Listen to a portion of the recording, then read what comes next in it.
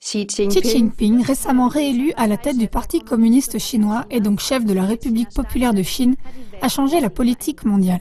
Lorsqu'il a été élu chef du parti pour la première fois en 2013, il a immédiatement présenté une nouvelle stratégie de politique étrangère. Depuis lors, la Chine est entrée dans une phase historique unique de coopération internationale. Entre la Chine et l'Europe, l'empire géant est en train de construire sur le continent eurasiatique une nouvelle route de la soie, également connue sous le nom de projet Une ceinture, une route, qui relie les régions entre elles. Cette infrastructure comprend des routes, des chemins de fer, des pipelines et des ports. En mai dernier, Xi Jinping a invité les gouvernements du monde entier à Pékin pour voter pour ou contre le projet. Avec sa nouvelle politique étrangère de coopération, le chef de la République populaire de Chine éclipse la politique de l'UE. La Grèce est un exemple éloquent. La crise financière mondiale de 2008 a frappé ce pays de Méditerranée plus durement que de nombreux autres pays de l'UE. Mais au lieu de trouver une solution européenne commune, la Commission européenne a mis en œuvre des mesures qui ont accru la dette d'État de la Grèce et rendu la population encore plus démunie. Les Chinois démontrent qu'il existe encore une approche différente de la politique de développement. Depuis 8 ans maintenant, l'entreprise publique de logistique China Ocean Shipping Company, COSCO, s'engage en Grèce. Avec l'aide de la China Development Bank, CDB, les Chinois ont acquis en 2016 une participation majoritaire du seul grand port en eau profonde entre le canal de Suez et le Bosphore. Pour 280 millions d'euros, COSCO a repris les terminaux abandonnés dans le port délabré du Pirée. Depuis, les Chinois y ont investi plus d'1 milliard d'euros. COSCO emploie directement plus de 3000 personnes et chacun de ces emplois en suscite encore 5 autres. Peu de temps après, le Pirée disposait du port de conteneurs le plus moderne de l'Union européenne.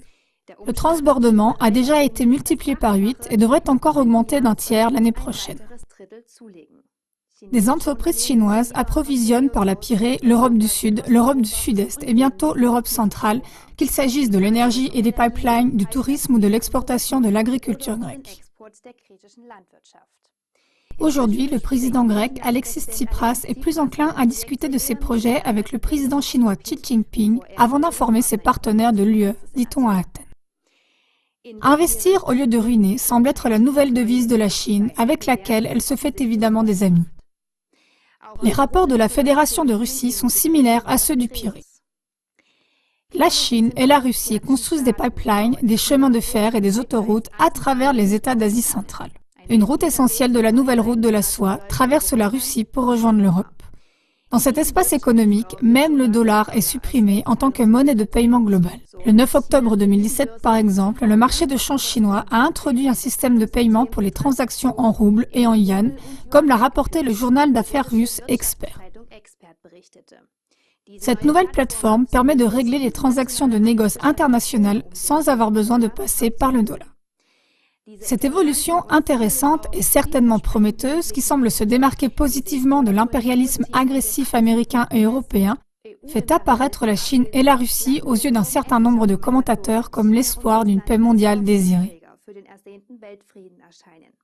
Il reste à voir comment tout cela va évoluer. Mais une chose est sûre, beaucoup de relations de travail, bonnes au début, ont disparu.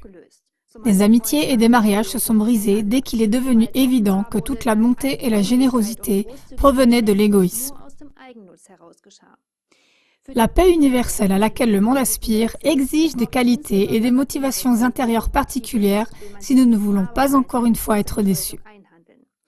Cette qualité doit venir d'abord et avant tout des citoyens et pas seulement de la politique.